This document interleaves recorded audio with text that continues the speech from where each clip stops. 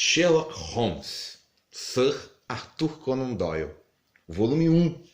E o box foi até barato, tá? Saiu o quê? Por menos de R$ 20. Aqui, ó.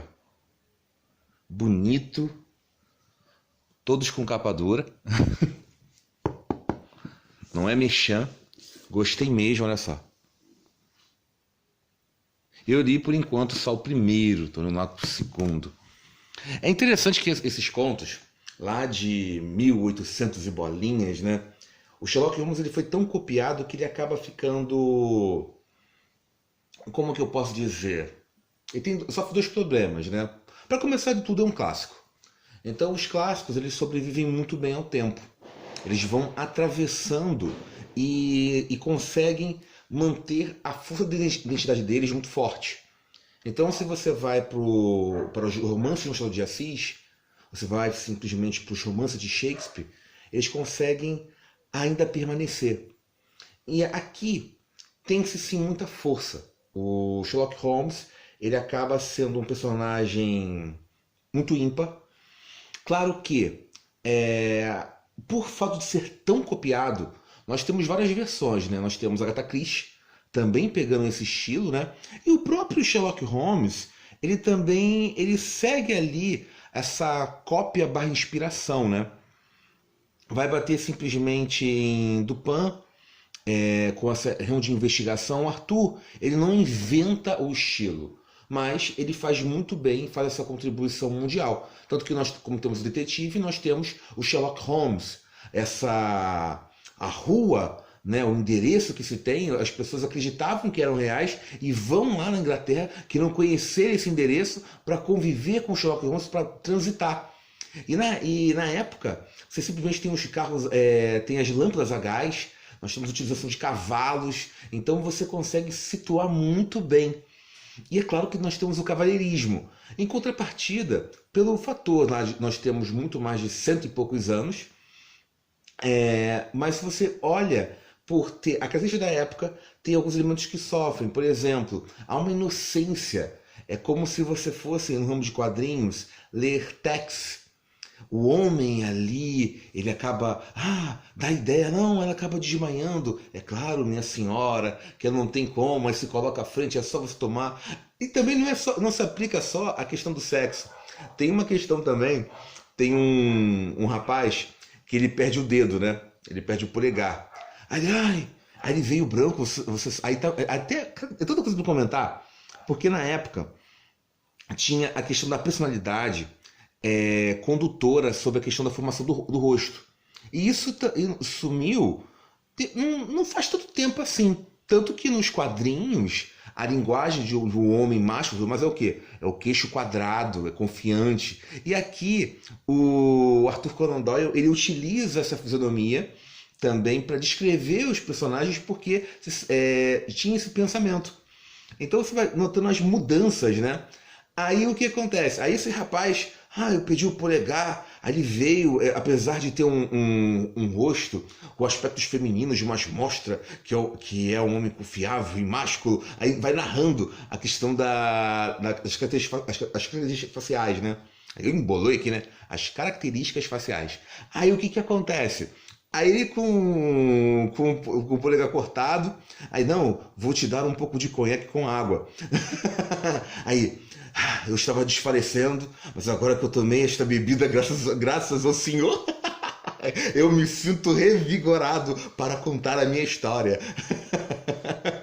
Aí conta a história, você, claro, queira me acompanhar. Não contou nem pro Sherlock Holmes, contou pro Watson, né? Aí Watson, eu tenho um amigo que ele vai querer ouvir e com certeza vai poder lhe ajudar. Aí, não precisa fazer o seu pagamento, só o fato de você contar essa história, de ela ser extraordinária, já basta. Agora conte. Aí, mas bem-vindo, aí vamos tomar o de jejum. Aí o jejum é o quê? É um ovo com tiras de bacon. Aí não, graças a esse laudo do jantar, não, o breakfast, o café da manhã, já me sinto altamente revigorado, como se o mundo tivesse, tipo assim, recuperado só porque o sujeito comeu um ovo. E tomou um pouco de conhaque com água. Aí tem outras coisas também, por exemplo, Ah, o Lestrade e o outro vão receber a fama, Watson. Ah, mais uma vez, eles vão receber. Não se preocupe, Sherlock. Eu vou escrever uma carta com meu próprio punho e logo a verdade vai ser revelada. Os jornais saberão e você irá receber a fama. O mundo é belo e é bonito e tudo é puro. Aí você fica, gente, já havia já. O mundo sempre foi sacana, né? E é claro, por esses contos, as coisas eram mais pretos no brancos, né?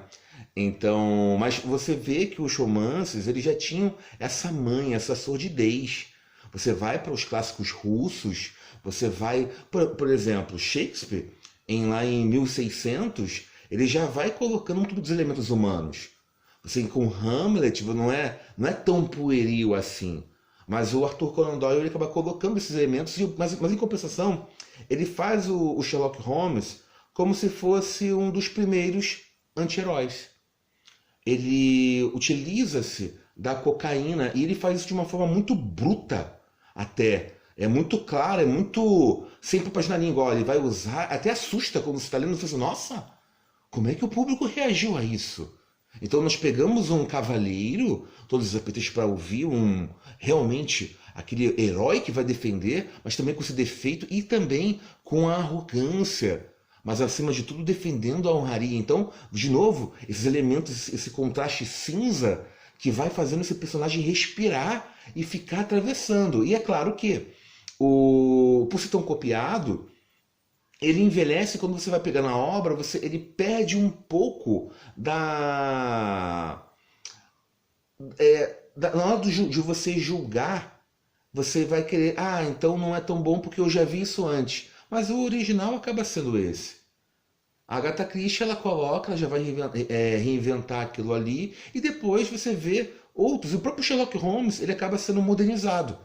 Seja o Guy Ritchie ele roteirizando os filmes, seja séries televisivas que foi ótimas e tudo mais, adaptações. Tem uma ou duas, então o Sherlock Holmes ele sempre vai ser muito revisitado. Mas vai ser necessária essa roupagem para esses contos não serem tão pueris. O ramo de investigação, essa conclusão de você acompanhar, instigar o leitor, muito mais do que não só as técnicas, né, mas também você conta o drama, CSI se vale disso. Então, CSI seria o quê? Seria o Sherlock Holmes. Apesar que já a CSI já fica também afetada pelo tempo. Não é à toa que existiram várias outras séries, mas você fica... por exemplo, para mim, eu gosto só de CSI Las Vegas.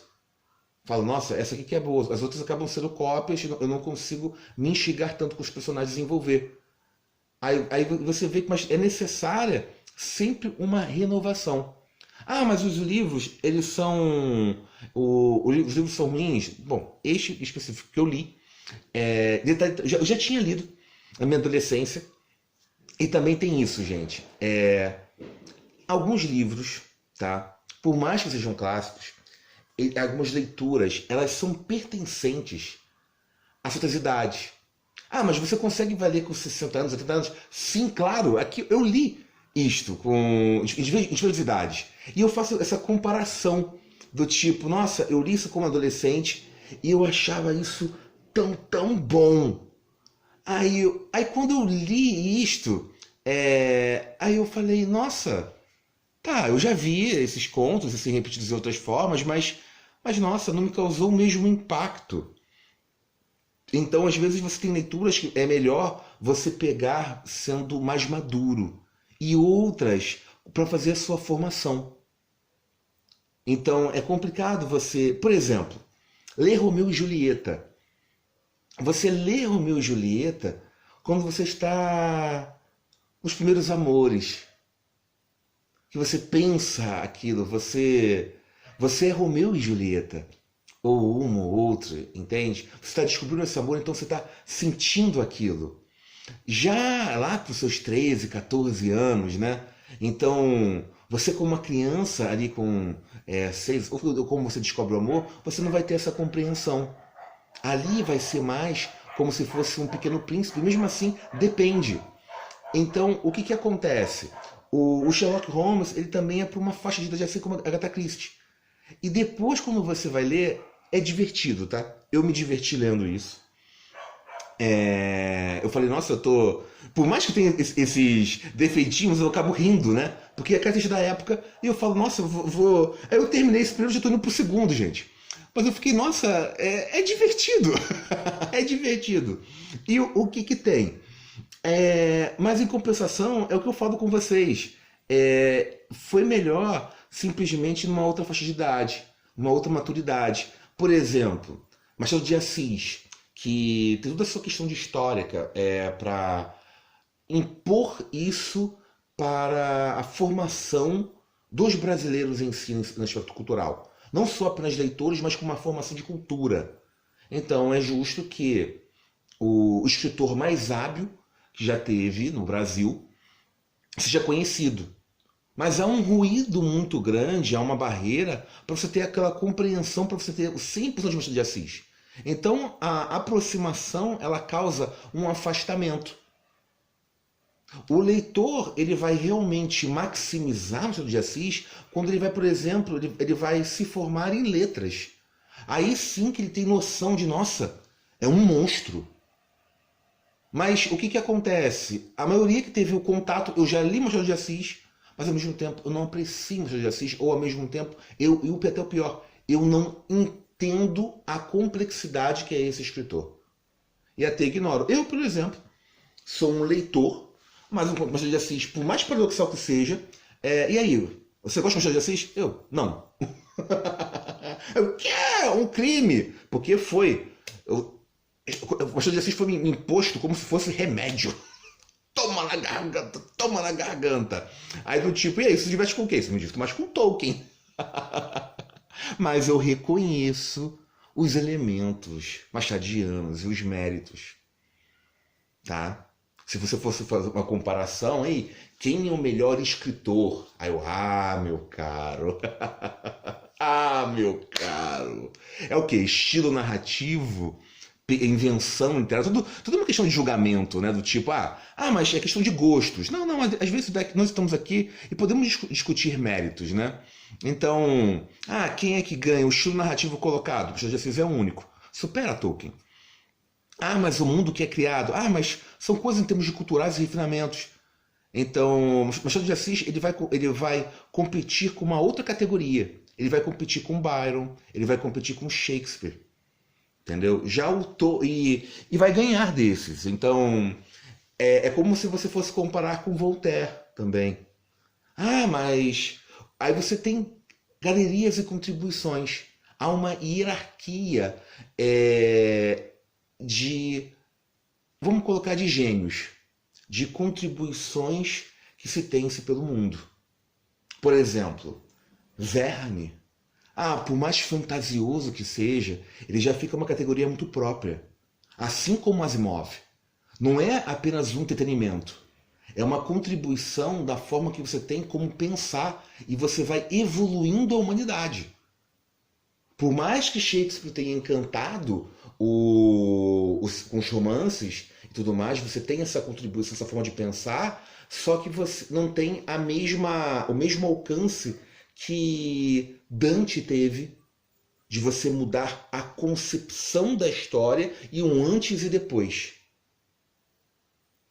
E você dá um salto imaginativo e acaba transformando a realidade humana. O romance sempre existe, mas em compensação Asimov, ele faz isso, ele abre a mente e nós continuamos ainda bebendo de Asimov. O Júlio Verne, ele foi muito útil na questão de visualização. E o que dizer de Dante Alighieri? Simplesmente você tem a influência muito forte de como nós vemos o inferno e a Bíblia. A religião ela acaba se apropriando disso, desse conto fantástico, e aí você já toma uma outra discussão se bebeu daqui, isso não existia, como é que pode ser isso? Mas fica no seu julgamento, então, com Shakespeare? Não, são categorias e todos eles contribuíram.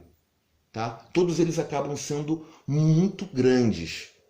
E em termos injusto fazer essa picuinha em termos de comparação, né? Mas fica a questão, aí que entra a questão do gosto e apreciação. Já o Arthur, ele faz isso, ele nos entrega essa diversão, essa forma de. Essa puerilidade. E é bom. Eu vou ler um trechinho, já para não alongar, para não ficar tanto. Tá?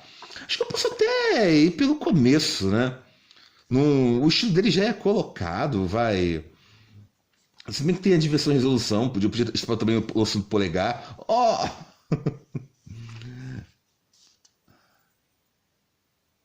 Acho que podemos começar com uma apresentação, né? Tá. Em uma sala, era uma sala ampla, com paredes cheias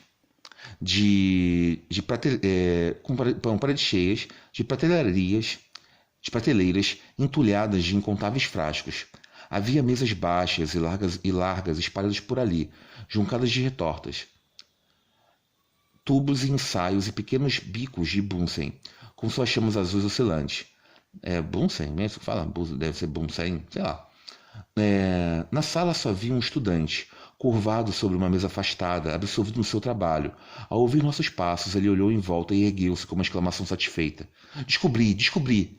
Ele gritou para meu acompanhante, correndo para nós com um tubo de ensaio na mão. Descobri um reagente que é precipitado pela hemoglobina.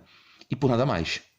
Se ele tivesse descoberto uma mina de ouro, seu rosto não demonstraria uma alegria maior. Dr. Watson, Sr. Sherlock Holmes, apresentou Stanford.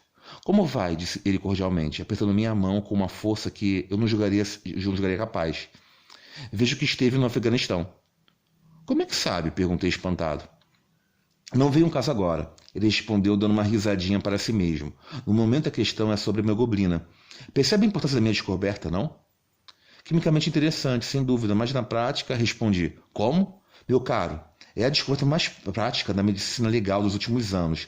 Não percebe que com isso teremos um teste infalível para a mancha de sangue? Venha cá.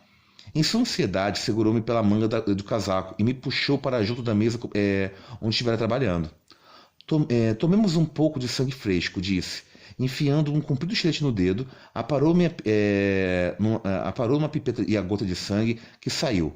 Agora, adiciono esta pequena quantidade de sangue a 1 litro de água. Perceberá que a mistura tem aparência de água pura, pois a proporção de sangue não pode ser maior que 1 para 1 milhão. Entretanto, não tenho dúvida que obteremos a reação característica. Enquanto falava, ele jogou alguns cristais brancos dentro do recipiente, acrescentando em seguida algumas gotas de um fluido transparente. O conteúdo adquiriu imediatamente uma tonalidade escura, de mogno. Ao mesmo tempo, em um pó acastanhado se concentrava no fundo do recipiente no vidro. Haha! Exclamou ele, batendo palmas e parecendo tão encantado quanto uma criança em um brinquedo novo. O que acha disso? Parece um teste bastante delicado, observei. Ótimo, ótimo. O antigo teste com o guaiaco era muito rudimentar e impreciso. O mesmo se pode dizer do exame microscópico dos glóbulos de sangue. Esse último é inútil se as manchas estiverem algumas horas. Isso aqui, no entanto, parece funcionar perfeitamente. Seja o sangue novo ou antigo. Se esse teste já tivesse sido inventado, centenas de homens que agora andam por liberdade estariam pagando por seus crimes há muito tempo. É mesmo? Murmurei. Casos e mais casos criminais esbarraram simplesmente nesse ponto. O homem se torna suspeito de um crime, talvez até mesmo meses depois que ele foi cometido. Suas roupas de baixo ou as calças são examinadas. Detalhe, né? É o primeiro encontro. Ele já vai falando. O Watson está precisando alugar um quarto. Ele não tem ali potencial financeiro que ele passa no Afeganistão lutando. Ele é um médico e também foi ali um militar. E isso também é repercutido. Ele sofre a bala e ele acaba dividindo com o Sherlock um apartamento. E é claro que depois, com um dos casos, ele conhece uma mulher. Aí ele se casa e não mora mais com o Sherlock, só que ele vai narrando. Ele vai escrevendo essas aventuras com Sherlock Holmes. Então ele vai servindo ali também como os olhos do leitor. Aí também ele fica investigando, e detalhe que o Sherlock Holmes ele nem se importa com as coisas que acontecem ao redor. Segundo ele, tem uma teoria, que a mente ela tem uma limitação de conservar informações.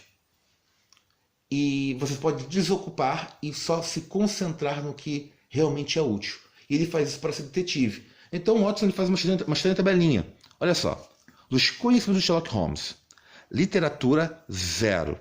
Filosofia, 0. Astronomia, 0. Políticas, fracos. Botânicas variáveis.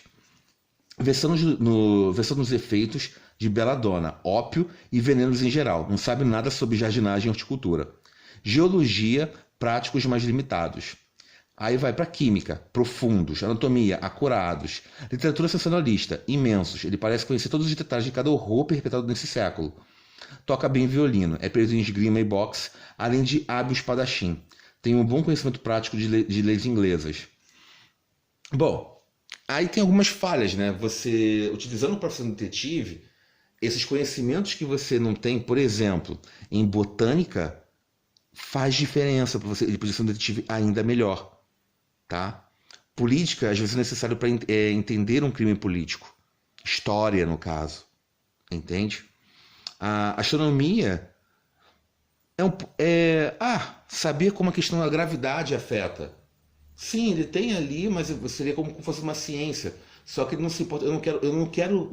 Mas ali o Arthur, ele já coloca num ponto que não me interessa o que acontece fora da Terra. Não me interessa o que acontece os elementos ao redor. Me interessa o que acontece aqui no que eu consigo observar de forma empírica. É o caso e eu e o caso. É o crime para ser resoluto. E só isso. Eu sou Sherlock Holmes. Nesse livro aqui são os contos. Tem Estudo em Vermelho, que é o primeiro romance.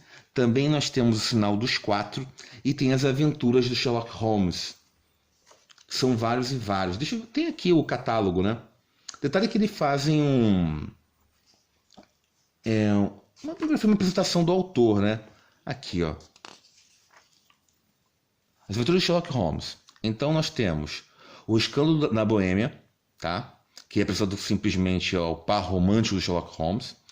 A Liga dos Ruivos. É interessante a apresentação de um crime, tá? Esse crime fica... Para fazer um crime, o sujeito teve que ser criativo. E por isso que é contado esse caso, né? Tem Um Caso de Identidade, o Mistério do Vale Bascombe, Os 5 Caroços de Laranja, que dá uma pena, tá? Aí é aquele spoiler conhecido, mas quando o sujeito morre, tu fica, poxa, podia ser evitado. O Homem do Lábio Torcido, tá bom? A Pedra Azul, A Banda Pintada, que a banda acaba sendo uma... Spoiler! Vou dar, então. A banda acaba sendo um animal, né? Aí o Polegar do Engenheiro, que foi isso que eu falei, né? Aí tem O Nobre Solteiro, As Coroas dos Berilhos e as Faias Roxas. Que tem esse tom de inocente, né? Ela pede para tudo para aceitar um emprego e passa por muito sufoco, né? Ai, ai. Eu acho que foi mais emblemático para mim o Estudo em Vermelho, entendeu? Na questão da apresentação, como para o romance, e agora eu vou contar uma outra coisa para você, aí você vai ver que tem o que faz aqui é que o criminoso, ele tem uma justificativa do caramba. Parei, plano A, para tudo, agora eu vou contar plano B. Aí ele vai contando a história dele e você fala, nossa, você entende o criminoso e você acaba torcendo por ele. Aí depois volta, explicação e conclusão. Acho que eu ficaria com o Estudo em Vermelho sim, tá bom? É como mais emblemático também pela essa apresentação, o Sherlock Holmes sendo conhecido e você investigando o investigador dos investigadores, né? Gente, vou ficar por aqui. Foi longo, foi longo, mas eu espero ter se divertido, tá? Então fui e até o próximo vídeo.